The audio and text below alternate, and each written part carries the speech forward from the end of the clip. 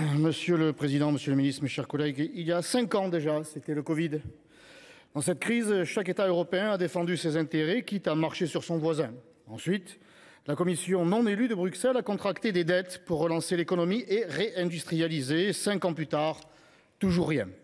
Mais aujourd'hui, Mme von der Leyen présente un livre blanc pour contracter 810 milliards de nouvelles dettes dans l'intention de nous réarmer dans les 5 prochaines années, et nous devrions la croire.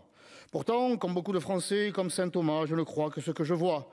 Et la seule chose que nous voyons, c'est la dette qui enfle et la pression fiscale qui devient insupportable sans aucun investissement stratégique à l'horizon. Les bonnes intentions couchées sur ce papier ne peuvent pas résister à la réalité. Quand Bruxelles parle de préférence européenne dans la production d'armement, elle n'impose qu'un seuil de 65% des composants en provenance d'Europe, ce qui nous laisse notamment dépendants des procédures ITAR américaines à l'export. De plus, le livre blanc de Bruxelles ouvre les achats conjoints avec le Royaume-Uni, le Canada ou l'Australie, alors que ces derniers nous ont humiliés en annulant le contrat qui devait être historique de 12 sous-marins nucléaires il y a 4 ans à peine, même si ces mêmes Australiens s'en mordent un petit peu les doigts aujourd'hui. Quand vous parlez d'indépendance vis-à-vis des États-Unis, 10 pays sur 27, monsieur le ministre, 10 pays sur les 27 de l'Union européenne continuent à acheter des armes aux Américains, notamment des avions de chasse F-35. Quand vous parlez de collaboration des industries de défense européennes, on constate 100 milliards d'euros consacrés aux futurs avions de combat franco-allemands SCAF, aujourd'hui dans l'impasse. Alors que vous parlez de souveraineté militaire, de patriotisme, vous ne contrôlez même pas les investissements étrangers qui viennent piller ce qu'il nous reste de vivier industriel. Et l'on voit aujourd'hui l'entreprise française NMB Aerospace qui équipe nos hélicoptères, nos Rafales et nos porte-avions passer sous pavillon américain.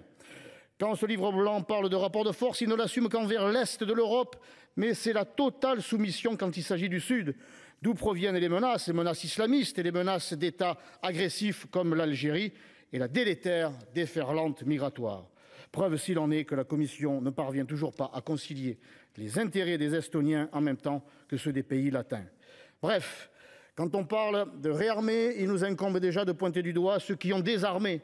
Et en la matière, nous ne pouvons faire confiance ni à vous, qui avez refusé d'entendre le général de Villiers, ni à la Commission européenne, qui s'est construite sur la naïve idée de la fin de l'histoire et des dividendes de la paix. En définitive, monsieur le ministre, ne pensez-vous pas que nous avons moins besoin d'un livre blanc de la Commission européenne sur la défense que d'un livre bleu-blanc-rouge pour protéger et développer l'excellente base industrielle de défense française et accorder des moyens à notre armée qui est et doit rester aux ordres de Paris et non pas soumise à un conglomérat berlino-bruxellois.